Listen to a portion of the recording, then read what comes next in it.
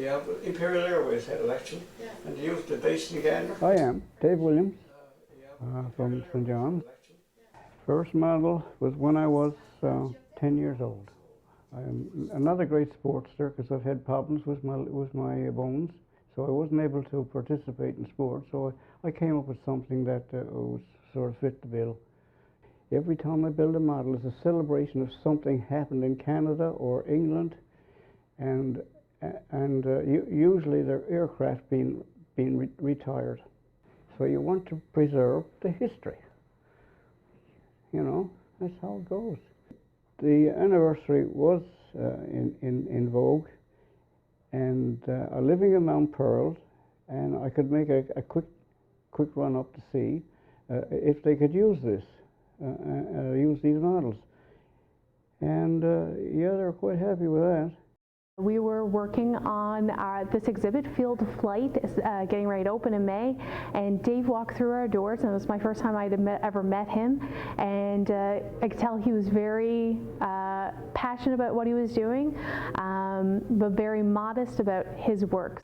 About a week later, he came in with a box full of all the model planes that he had made, connected to the transatlantic air race.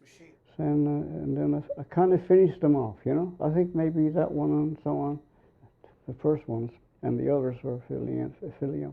I'm not going to go any further than this. This is your celebration, look. I have a book home called Encyclopedia of World Aircraft. They're small, they're all sketches and pictures, and they're all in colour, and gives everything you ever want to know.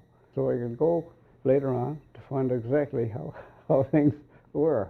And eventually it comes to pencil and paper work, where you do your scales, you figure out how you're going to make fuselage, what the wings are going to be like, and so on, and get out your balsa. You transfer your drawings to the balsa, and then you go for bust.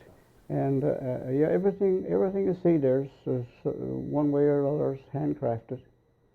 You know, except that maybe I use a pin or two to hold here and there, you know, but that's about it. Now, the detail of these is roughly the same, because if I was to make a little model of a pilot or a crew member, I could sit him in either one of those seats, and he'd be right where he should be.